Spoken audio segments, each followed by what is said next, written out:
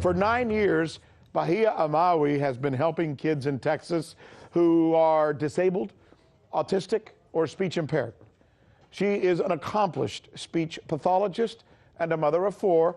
She was born in Austria. She's been living in the United States for 3 decades now. She's also now unemployed. That's right. No longer allowed to practice her craft for the state of Texas.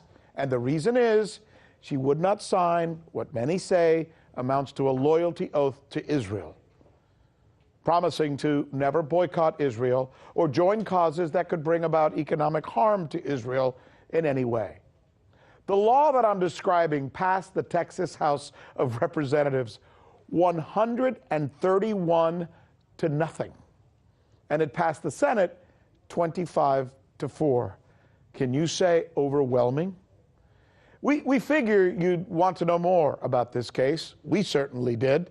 And joining us now is RT America's Rachel Blevins, who's been working all day diligently to put this story together for us. Tell us, first of all, about the case of this teacher, this woman who's been in the United States for 30 years now. Who is she? Right, so this is a speech pathologist who is speaking out because she says that she was a victim of this law. She's actually filed a lawsuit against the school district where she worked for nearly a decade, but she said that whenever it came time to renew her contract, all of a sudden she found this new clause which stated that she was not allowed to boycott or to take part in any actions that would economically harm Israel. And she said that she was against that clause not because she's against the Jewish people, but because she feels that signing away her rights to criticize the Israeli government really does violate her First Amendment rights. It's curious, isn't it, that Texas is actually taking action on a law that really, by its nature, has very little to do with Texas per se, correct? I mean, I understand they're even actually doing lists of people who may have had decisions that might be construed as anti-Israel in the past? Are they really doing that? Right, so that's actually part of the law that they passed that got so much support that was passed in Texas last year. In addition to that, they mandated that the Texas Comptroller's Office create this sort of blacklist that had all of these companies and contractors that they deemed as either actively boycotting Israel or wanting to boycott Israel. And the companies and contractors that are on that blacklist, now they're not allowed to work with state agencies, so they're being boycotted essentially as well. You're a journalist, right? You're a journalist working at a major network. You're filing this story for us. As a reporter, you know, we go through journalism school, we, you know, understand all the protocols of our business.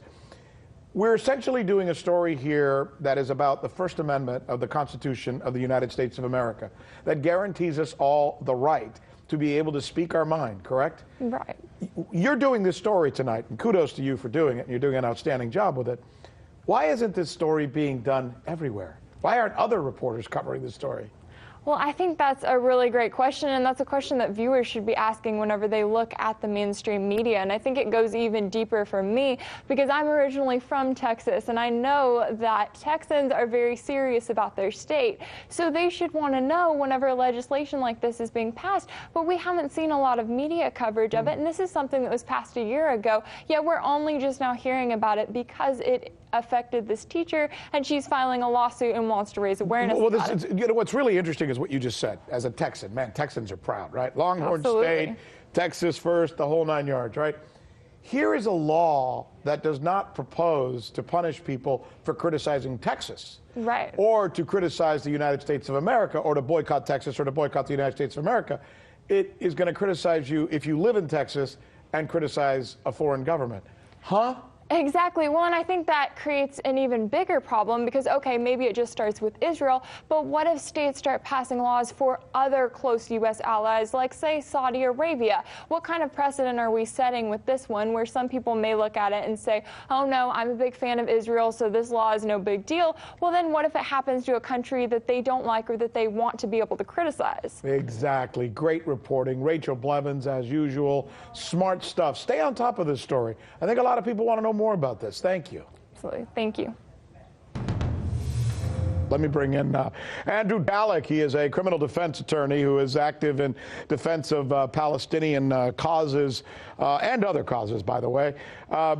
Look, before you even go into this, I know you're probably going to want to come at this from the Palestinian perspective or from either the Israeli perspective. You know how I want to come at this? I want to come at this from an American perspective. This law seems to be wholly un-American. I mean, First Amendment, right? What does it say? We have the right to assemble, the right to petition our government, the right to criticize our government. It doesn't say, except in the cases of Israel, does it? No, it doesn't, and thanks for having me on. I want to clarify that coming at it from the American perspective or from a Palestinian perspective are not mutually exclusive. And here, you know, this Texas statute, Texas, I think it's 2270 is the statutory code, but it is classic viewpoint discrimination. I'm a criminal defense lawyer. First Amendment, law is not necessarily my expertise, but on its face, this seems to be patently unconstitutional. It's compelling this woman, Miss Amawi, to take a position that she doesn't believe in as a condition of her continued employment, and it's repugnant to American values. Well, exactly, and you know what? I don't blame Israel in this case. I know a lot of people are going to be watching this and saying, oh, they're doing an anti-Israel piece.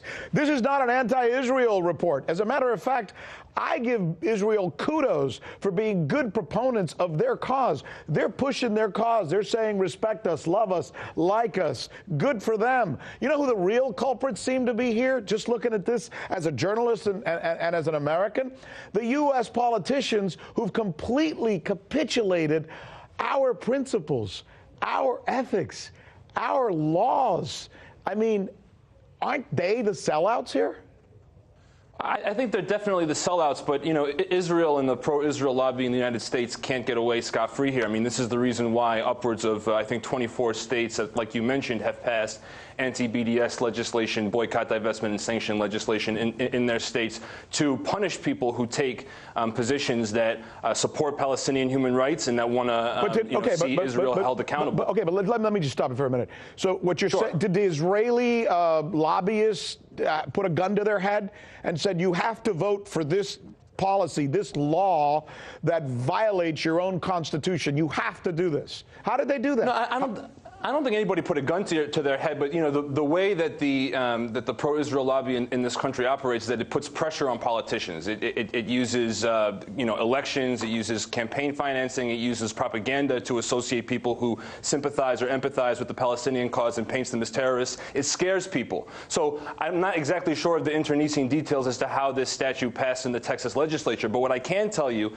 and based off of what I understand about Ms. Amawi's case, is that it's very cruel. If you think about it this way, what the Texas state is saying to Ms. Amawi is, you are the only qualified Arabic speaker in your district to work with children who have autism and developmental issues. And you cannot fulfill your mandate. You cannot help these children unless you take a political position that is contrary to your values, contrary to your identity. That is repugnant. That is a cruel thing to do to somebody, and it's a cruel thing to do to these children. And what it says to these children, these Arabic-speaking children, is it says, your lives do not matter if you espouse or take a particular political position. You know what, Andrew Dalek, good conversation. Unfortunately, we're out of time, but obviously this is going to be something we're going to be keeping an eye on because it's the kind of story I think most Americans want to know about. We thank you, sir, for your time and your expertise. Okay? Thanks for having me on. Appreciate it. Hey YouTube, thanks for checking out our channel. We hope you enjoyed the video. We have tons of content for you just like this. For more of RT America's one-of-a-kind news and analysis, be sure to subscribe and never stop questioning more.